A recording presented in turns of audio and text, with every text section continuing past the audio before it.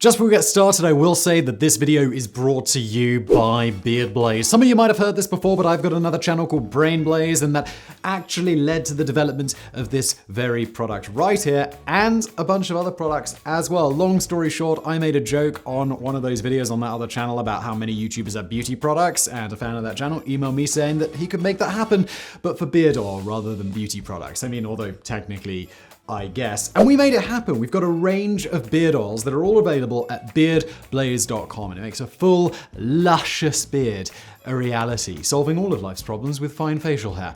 Absolutely not a guarantee. So the fan who emailed me, Will, he sent me a bunch of samples. I rubbed them into my beard like some sort of lab rat, picked out a bunch that I liked, and then we bottled them up and just absolutely made them available at beardblaze.com. And what I like particularly is whenever I've had beard oil before, which is oil you put in your beard, it helps keep all the little untidy pieces in and the beard healthy and all of that stuff. It always came in tiny bottles and it was super expensive. So we made it in a large bottle and we made it for a great price. There is a link to Beard Blaze below, and let's get into today's video.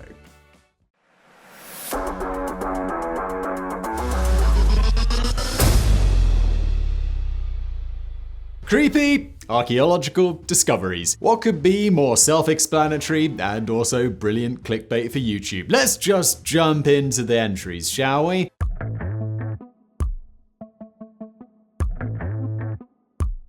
In early 2020, the remains of 4 ancient female warriors unearthed in Western Russia caused quite a stir in archaeological circles. Buried together, the deceased ranged in age from about 12 to 50 at the time of their deaths, around 2,500 years ago. Similar graves had been discovered previously, but few contained occupants of such varying ages, and more interestingly, the youngest girl's tendons had been severed after her death to allow her to be positioned as if she were riding a horse, which she must have done during her short life, or that would be a really weird thing to do to her dead body. Also, kind of a weird thing to do to her dead body anyway, to be honest. All had been laid to rest on traditional wooden bed-like platforms that had been covered with grass mats, and other telling artifacts were found as well. They included bracelets made from glass beads, multiple iron weapons like knives and spearheads, and a polished bronze mirror, all of which identified them as belonging to the Scythian nomadic culture that flourished on the vast steppes between Eastern Europe and Asia between 2,700 and 1,600 years ago. But unlike the legends of female warriors of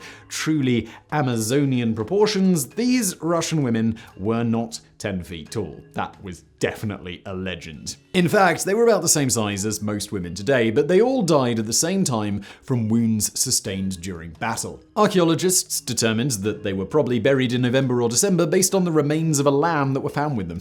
Archaeology is amazing. Bone analysis revealed that the animal was between 6 and 8 months old, and since spring lambs are generally born in March or April, they were able to approximate when the women were buried. Clever stuff. The ends of the lamb's bones were greenish and showed signs of polishing, which meant that they'd been cooked in a bronze pot, probably to sustain the deceased on their journey through the afterlife. In addition, the oldest woman was adorned with an ornately engraved ceremonial headdress, which at about 70% pure gold was much higher quality than most gold of that era. In other words, she was certainly a person of high standing. Though young women were considered adults much earlier back then than they are now, the 12-year-old girl was probably a warrior in training, though she died alongside sisters, aunts, and possibly even a mother. But despite the site's uniqueness, more than a dozen similar graves of women warriors have been exhumed in west-central Russian villages near the Ukrainian border in recent years. The find lends credence to the theory that bands of warrior women did roam much of the region, but determining the sex of historic remains isn't easy. This is largely due to decomposition, the fact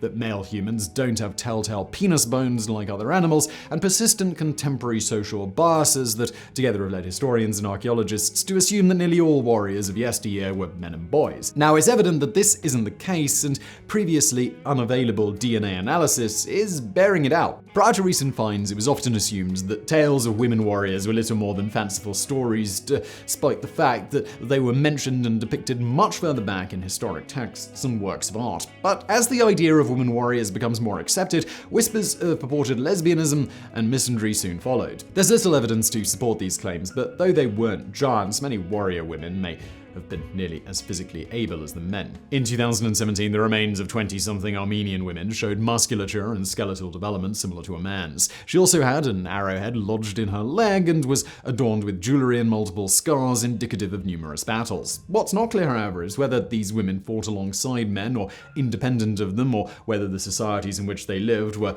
matriarchal or patriarchal. It has been theorized that they may have been left behind to defend land and homes while the men were off waging war in far-off lands. Sadly, archaeologists concede that the grave was ransacked and looted long before they discovered it, and that the missing items would have shed more light on the lives and the deaths of the women. That said, it's evidence that they were buried in much the same way as men of high social and military status would have been, so even if they weren't members of a tribe of all-women warriors, they probably enjoyed nearly equal status with their male counterparts.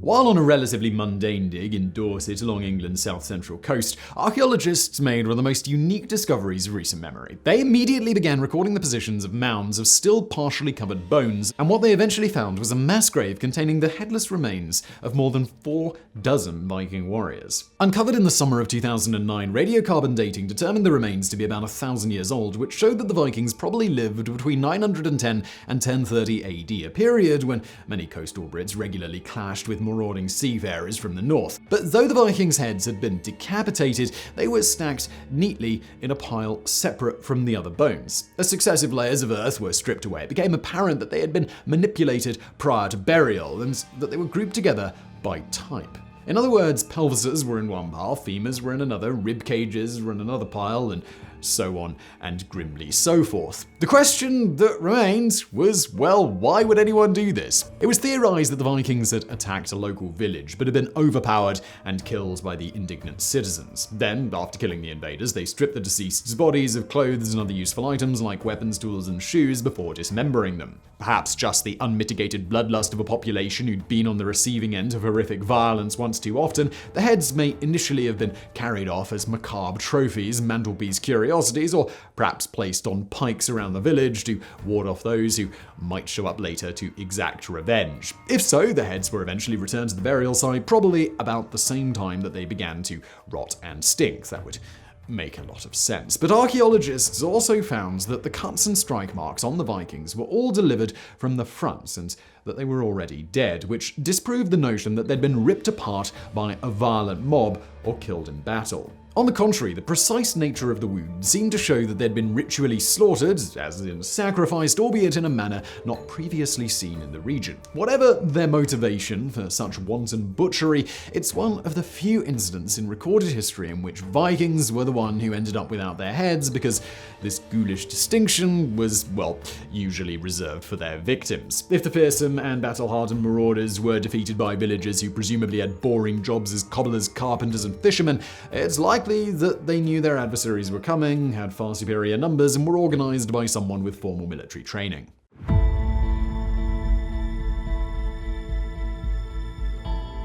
In the summer of 2018, archaeologists discovered an immense black sarcophagus in Alexandria, Egypt, that had remained untouched just 15 feet, that's 4.5 meters, beneath the ground for approximately 2 millennia. Unwittingly unearthed at a construction site, the largely intact burial box tipped the scales at a whopping 60,000 pounds, that's over 27,000 kilograms, making it among the largest ever discovered. Believed to date from the early Ptolemaic dynasty, which began around 325 BC, unlike others from the era, the black sarcophagus was built from dark granite and encased in a thick layer of mortar that was in surprisingly good condition. While antiquities authorities decided what to do with the find, some historians surmise that the relic may contain the remains of one of history's most influential figures, Alexander the Great. Though there wasn't really any evidence for this, the object's unique color and immense size led them to believe that at the very least, a person or people of some importance resided inside. On the other hand, some worried that the vault's blackness was an overt warning and that opening it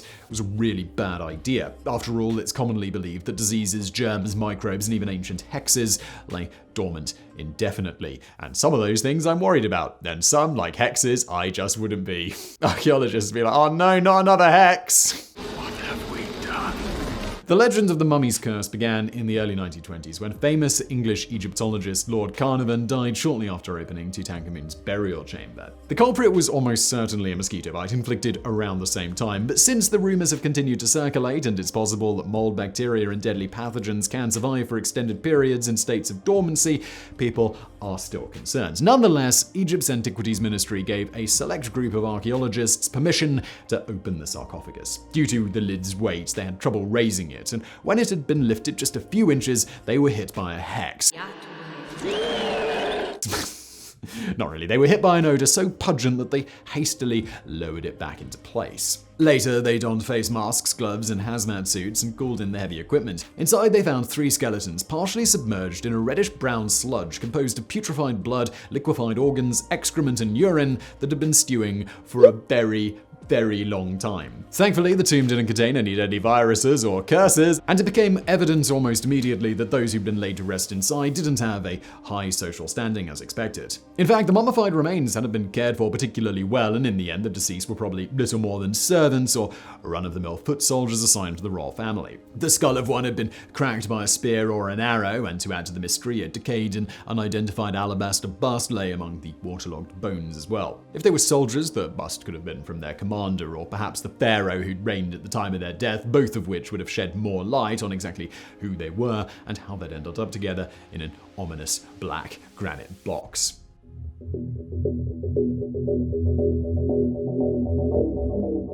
When Mount Vesuvius erupted near Pompeii in 79 AD, the force of the explosion was so great that hundreds of thousands of multi-ton rocks were sent hurtling through the sky. Many smashed through homes and buildings miles away, but at least one fell in an even more unlikely place, on top of an already terrified man who may have been running for his life. Or at least, that's how archaeologists originally thought the scenario played out. Since the man was found face down near Pompeii Archaeological Park with a huge rock covering the upper portion of his body, junior diggers, local volunteers, and even a few well-regarded archaeologists concluded that it was an open and shut case. However, subsequent investigators turned up a few interesting clues that had been overlooked. First, before his untimely death, the man had suffered from a leg infection that was so advanced that it may have eventually been fatal if he hadn't been killed in the eruption. The infection would have made him particularly slow, and where others may have been fast enough to get indoors immediately after the eruption, he wasn't. Because so few people were killed by flying rocks, he's often referred to as the world's unluckiest man, but some scientists now admit that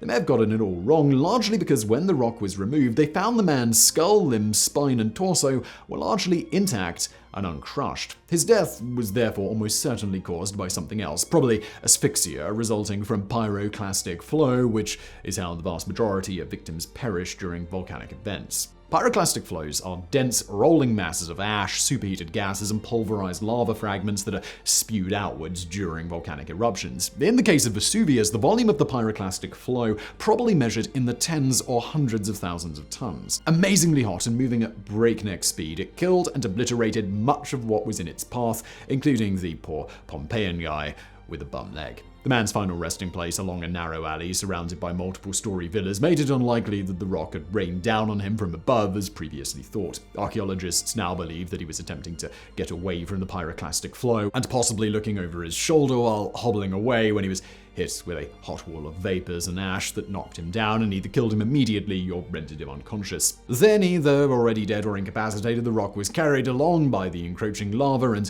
ultimately came to rest on top of him when the flow subsided. So the man was definitely unlucky, but probably not any more unlucky than any of the other 16,000 folks who were killed in this epic historical event.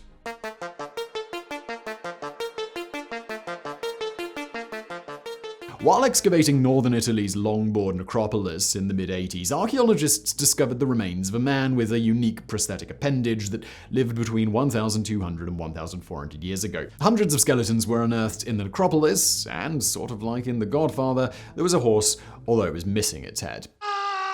Despite these unique finds, however, the one-armed man stood out. Though his normal left arm was extended by his side, what was left of the right one was bent at the elbow and laid across his abdomen. Just a few inches away, aligned with his amputated wrist, was a large knife blade, as well as a corroded metal buckle and 2 strips of decomposed organic matter that were later determined to be leather. Many of the men at Longboard had been buried with knives and tools, but Knife Arm's implement of choice was rather different. Subsequent investigation suggested that his prosthetic arm wasn't capped with a clumsy makeshift hand, but a removable knife blade that was attached by a belt-like strap. Bone analysis revealed that the man was between 40 and 50, or well past his prime for the standards of the day. His arm had been amputated around the mid-forearm years previously, probably after a traumatic injury like a compound fracture from a fall or being crushed by a large stone. Even back then, medical amputations were relatively common, but most people who lost limbs didn't live very long afterward. So why did he have a knife for an arm? Because after all, having a lethal blade instead of a hand would be intimidating to others and downright dangerous when instinctively scratching an annoying itch near one's eye or groin. Though there was some disagreement as to whether the knife was a prosthesis at all, most archaeologists now agree that the bulbous calcium deposits on the ends of the severed bones are particularly telling. These buildups are common on amputated bones, and furthermore, the man's teeth provided more evidence to the prosthetic theory. The molars on the side of the missing limb were deformed and nearly stripped of their enamel, which meant that instead of using his good arm and hand to tighten the strap, he used his teeth and jaws. Archaeology is so cool. It's amazing they can figure this out. Over the years, after multiple daily fastenings and refastenings, his teeth deformed so much so that they caused an infection in his jawbone, which, ironically, might have been what killed him. The man's shoulder also showed evidence of stress consistent with muscular and skeletal compensation due to a missing limb, but it's not clear whether the knife was used as a fighting or defensive implement, or if the man worked in some trade where it came in handy, like him being a butcher. Whatever the case, long before the age of antibiotics, he made a remarkable recovery and lived a relatively long life. Though the manner of his burial suggests that he was a person of low status, his survival points to significant value placed on human life, even for the poor and damaged. Since it's likely that the man wouldn't have been able to afford the operation or prosthesis on his own, he may have had some kind of financial help or paid by bartering instead of using cash. So I really hope you found that video interesting. Archaeology is so cool. If you enjoyed it as well, please do smash that thumbs up button below. Don't forget to subscribe. And thank you for watching.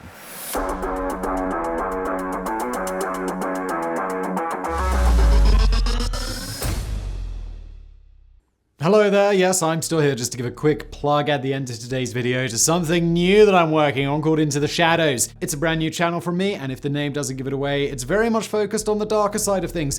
Early episodes have covered things such as how we fight the world's deadliest disease, how the Congo suffered the worst of colonialism, and how the Nazis escaped Europe to South America. So if you'd like to explore the darker side of history and science and humanity, please check out Into the Shadows. There is a link below, and goodbye for now.